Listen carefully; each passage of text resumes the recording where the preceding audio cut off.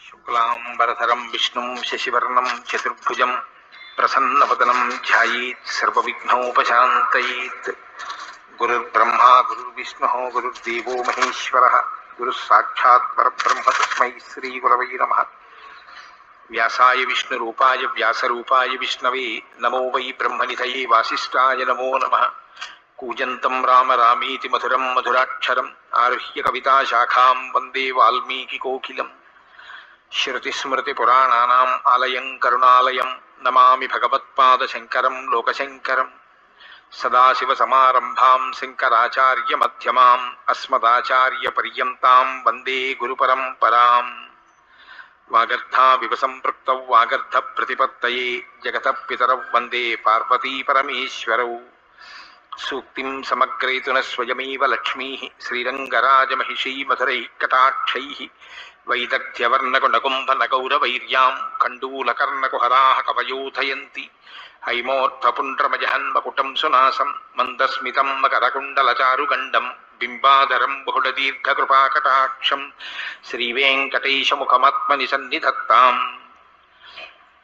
మనోజవం మరుతతుల్యవేగం జితేంద్రియం బుద్ధిమతాం వరిష్టం వాతాత్మజం వనరయూథముఖ్యం శ్రీరామదూతం శిరసా నమామి. జయత్యతి బలో రామో లక్ష్మణశ్చ మహాబలః రాజాదీతి సుగ్రీవో రాఘవేణాభిపాలితః. దాసోహం కోసలేంద్రస్య రామస్యాక్లిష్టకర్మణః హనుమాన్ శత్రుసైన్యానాం నిహంతా మారుతాత్మజः. న రావణసహస్రం మే యుద్ధే ప్రతిఫలం భవేత్ శిలాభిస్తు ప్రహరతః పాదపైశ్చ సహస్రశः. అర్దయిత్వా పురీం లంకాం అభివజ్య చ మైథిలీం సమృద్ధార్థో గమిష్యామి విశతాం సర్వరక్షసాం. ధర్మాత్మా సత్యసంధశ్చ రామో దశరథిర్యది పౌరుషే చ ప్రతిద్వంద్వశరైరం జహిరావిణిం. ఆపదామపహర్తారం దాతారం సర్వసంపదాం లోకాభిరామం శ్రీరామం భూయో భూయో నమామ్యహం. శరజ్యోత్సనాశుద్ధాం శశీతజటాజూటమకుటాం వరత్రాసత్రాణస్ఫటికఘటికా పుస్తకకరాం. సకృన్నత్వా నత్వా కథమివ సతాం సన్నిధతతే మధుక్షీరద్రాక్షా మధురిమధురీణాః ఫణితయః. హరి ఓం. సుందరాకాండము 44వ సర్గము. మారుతి ప్రహస్తపుత్రుడైన జంబుమాలిని హతమార్చుట. సందిష్టో రాక్షసేంద్రేణ ప్రహస్తస్య సుతోబలి జంబుమాలి మహాదంష్ట్రో నిర్జగామ ధనుర్ధరః. ప్రహస్తుని కుమారుడైన జంబుమాలి మిక్కిలి బలశాలి. అతడు పెద్ద పెద్ద కోరలు గలవాడు, ధనుర్ధారి. అతడు రాక్షసరాజైన రావణుని ఆదేశముననుసరించి యుద్ధమునకు బయలుదేరెను. రక్తమాల్యాంబరధరః స్రగ్వీ రుచిరకుండలః మహాన్ వివృత్తనయనః చండస్సమరదుర్జయః. అతడు ఎర్రని వస్త్రమాల్యములను ధరించి కంఠమున పూలదండలను కలిగి ఉండెను. అతని శ్రవణ కొండలములు మనోహరములు. మిక్కిలి తీక్ష్ణ స్వభావము గలవాడు. యుద్ధమున జయింపశక్యము కానివాడు. అతడు కన్నులెర్రజేయుచూ వచ్చెను. ధనుశ్చక్రధనుప్రఖ్యం మహద్రుచిరసాయకం విస్ఫారయానో వేగేన వజ్రా శని సమస్వనం. ఇంద్రుని ధనస్సుతో తుల్యమైనదియు మిక్కిలి శక్తివంతమైన బాణములను ప్రయోగింపగలదియు అగు ధనస్సును ఎక్కుపెట్టి అతడు వజ్రాయుధము వలె పిడుగుపాటు వలె భయంకరములైన ధనుష్టంకారములను గావించుచు అతివేగముగా వచ్చెను. తస్య విస్ఫారఘోషేణ ధనుషో మహతాదిశః ప్రదిశశ్చ నభశ్చైవ సహసా సమపూర్యత. ఆ గొప్ప ధనుష్టంకార ధ్వనులతో అష్టదిక్కులను భూమ్యాకాశములను క్షణములో నిండిపోయెను. రథేన ఖరయుక్తేన తమాగతముదీక్ష్య సహ హనుమాన్ వేగసంపన్నో జహర్ష చ ననాద చ. గాడిదలను పూంచిన రథముపై ఆ జంబుమాలి వచ్చుటను చూచి హనుమంతుడు హర్షముతో మిక్కిలి ఉప్పొంగిపోయిన వాడై గర్జించెను. తం తోరణ విటంకస్థం హనుమంతం మహాకపిం జంబుమాలి మహాబాహు వివ్యాధ నిశితైశ్చరైః. మహాబాహువైన జంబుమాలి ముఖద్వారం యొక్క పైభాగమున ఉన్న కపివరుడగు ఆ హనుమంతునిపై వాడి అయిన బాణములను ప్రయోగించెను. అర్ధచంద్రేణ వదనే శిరస్సేకేన కర్ణిన బాహ్వోర్వివ్యాధ నారాచైః దశభిస్తం కపీశ్వరం.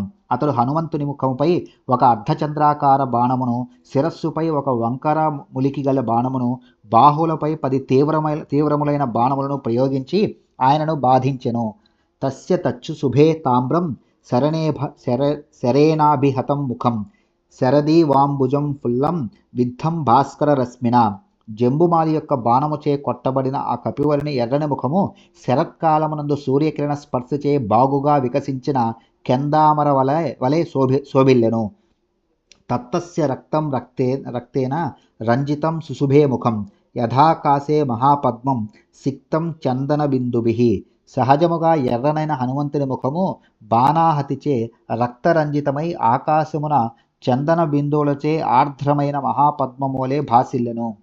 చుకోప బాణాభిహతో రాక్షసస్య మహాకపిః తతః పార్శ్వేతి పులాం దదర్శ మహతీం శిలాం. జంబుమాలి బాణముచే కొట్టగా ఆ కపివరుడు మిక్కిలి క్రుద్ధుడాయెను. అంతటా అతడు ప్రక్కనే ఉన్న విపులమైన ఒక మహాశిలను చూచెను. తరసా తాం సముత్పాట్య చిక్షేప జవవద్ బలి తాం శరైర్ధసభి క్రుద్ధః తాడయామాస రాక్షసః. హనుమంతుడు ఆ మహాశిలను వేగముగా పెకిలించి ఆ రాక్షసునిపై బలము కొలది గట్టిగా విసిరెను. అందులకు జంబుమాలి క్రుద్ధుడై 10 బాణములతో దానిని ముక్కలు గావించెను. విపన్నం కర్మ తద్దృష్ట్వా హనుమాంశ్చండ విక్రమః సాలం విపులముత్పాట్య భ్రామయామాస వీర్యవాన్. మహావీరుడైన హనుమంతుడు తన శిలాప్రయోగము వ్యర్థమగుటను చూచి పరాక్రమముతో విజృంభించిన వాడై ఒక పెద్ద మద్ది చెట్టును పెకలించి దానిని త్రిప్పసాగెను. భ్రామయంతం కపిన్ దృష్ట్వా సాలవృక్షం మహాబలం చిక్షేప సుబహూన్ బాణాన్ జంబుమాలి మహాబలః.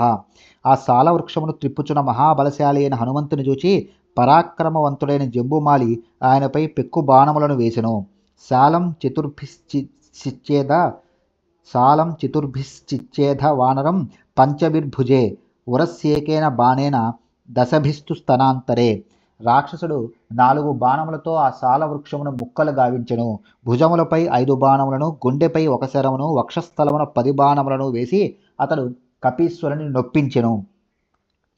శరైః పూరితతనుక్రోధేన మహతావృతః తమేవ పరిఘం గృహ్య భ్రామయామాస వేగతః. శరీరము నిండా శరములు గుచ్చుకొని ఉండగా కోపముతో ఉడికిపోయిన హనుమంతుడు ఆ పరిఘనే తీసుకొని వేగముగా త్రిప్పసాగెను.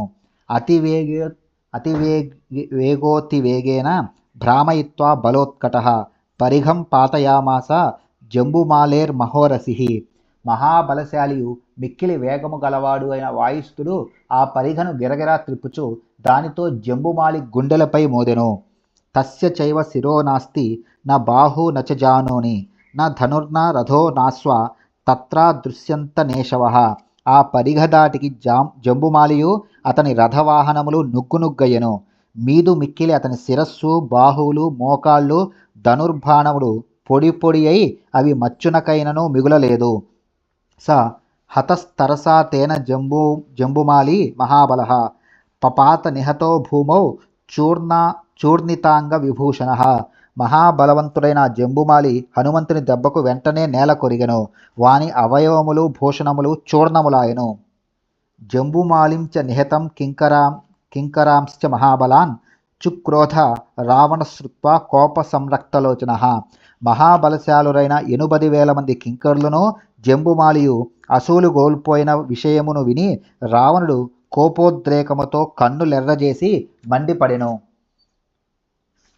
సరోష సంవర్తిత తామ్రలోచనః ప్రహస్తపుత్రే నిహతే మహాబలే అమాత్యపుత్ర నతివీర్య విక్రమాన్ సమాధి దేశాసు నిశాచరేశ్వరః.